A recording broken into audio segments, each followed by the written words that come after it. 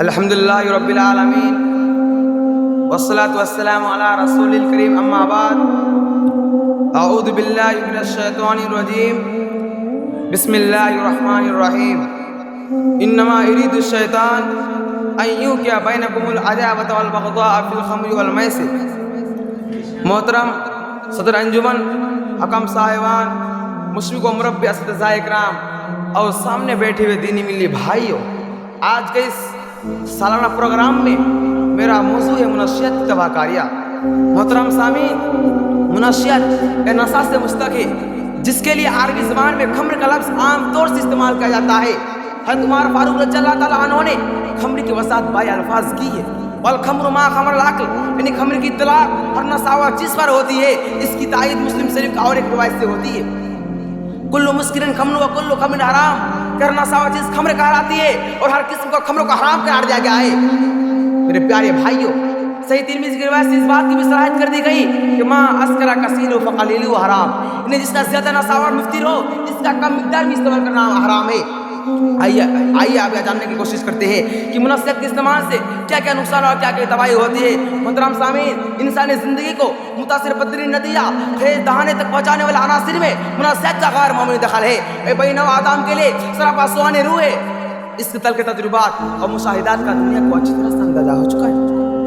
اس نے کتنے انسانوں کو خوشگوار شام پر آوازاری کی برسات کر دی، کتنا آباد گھروں کو ویرانی کا سامان پیدا کر دیا، کتنے مہکتے پھولوں کا مرجھا کر گلستہ کے سادہ بھی وہ دلکشی پر اپنے سیاہ نشانے چھوڑ دی۔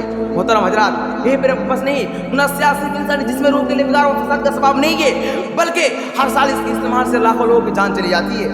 UN کے WHO یعنی عالمی ادارہ صحت کی رپورٹ کے مطابق دنیا بھر میں 35 کروڑ سے زائد افراد اس وقت مختلف اقسام کی منشیات کا استعمال کر رہے ہیں۔ WHO کی رپورٹ کے مطابق دنیا بھر میں ہر سال 40 لاکھ افراد منشیات کے استعمال کی وجہ سے اپنی جان سے ہاتھ دھو بیٹھتے ہیں۔ میرے دینی بھائی بھائیوں، منشیات کے استعمال سے سب سے بڑا نقصان تو یہ ہے اس سے دنیا اور آخرت تباہ ہو جاتی ہے۔ نشے کے حالات میں نماز جیسے اہم عبادت قریب جانے سے منع کیا گیا ہے۔ ارشاد باری تعالیٰ ہے، لا تقربوا الصلاۃ وانتم سکریٰ، بخاری مسلم کی روایت ہے۔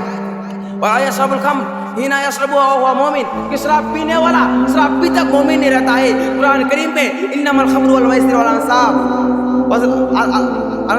رجس من عمل الشیطان کہا کر تمام ناصاف چیزوں کو شیطانی عمل قرار دیا گیا ہے۔ لہٰذا ایک انسان کو اپنے ذہن و دماغ کو اس بات کو بیٹھا لینا چاہیے، یہ کام جو شیطان کا ہے اس میں کوئی فائدہ نہیں مل سکتا، اس میں کوئی بھلائی نہیں مل سکتی، اس میں کوئی خیر نہیں ہے۔ معزز سامعین کرام، منشیات کے استعمال سے صحت پر برے اثرات پڑتے ہیں۔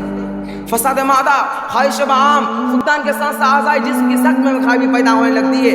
بلکہ بعض علماء طب کا بیان ہے کہ 40 سال کے نشہ کے عادی شخص کی حیات 60 سال کے انسان کی سی ہو جاتی ہے، اور وہ جسم و عقل ہر اعتبار سے بڈھا ہو جاتا ہے۔ انہیں مزارات میں سے جگر کا بڑھ جانا، گردہ کا خراب ہو جانا اور سیل جیسے مختلف امراض ہوتے ہیں۔ منشیات کے اثرات نشے کے وقت فساد ادراک و تصور ہی تک محدود نہیں ہے، بلکہ قوت عقل کو کمزور بنا دیتی ہے، جس کا نتیجہ نقصانات کی صورت میں ظاہر ہوتا ہے۔ میرے پیارے بھائیوں، یہی پر بس نہیں، معاملات میں بھی اس کے برے نتائج دیکھنے کو ملتے ہیں۔ شرابے کے مابین کسی کی طرح سے حرکت سے آپس میں جھگڑے اٹھ کھڑے ہوتے ہیں اور تمام لوگ اس میں کود پڑتے ہیں۔ اس کا نتیجہ بغض و عداوت کی صورت میں ظاہر ہوتا ہے۔ اس شراب کی تحریم میں سب سے بڑی علت ہے، اور اسی بنا پر اس سلسلہ میں نسواری دعا ہے، انما یرید الشیطان ان یوقع بینکم العداوۃ والبغضاء فی الخمر والمیسر، یعنی شیطان تو چاہتا ہے کہ شراب اور جوئے کے ذریعے سے تمہارے درمیان بغض و عداوت ڈال دے۔ میرے پیارے بھائیوں، انترا کا قول ہے فَإِذَا شَرِبْتُ فَإِنِّي مُسْتَهْلِكُ مَالِي، یعنی جب میں شراب پی تو میں نے اپنا مال برباد کیا۔ ایک فضول خرچے اور فضول خرچ کرنے والوں کو قرآن میں شیطان کا بھائی قرار دیا گیا ہے۔ میرے پیارے بھائیوں، خلاصہ کلام یہ ہے کہ منشیات کے استعمال سے مختلف تباہی کم ہوتی ہے۔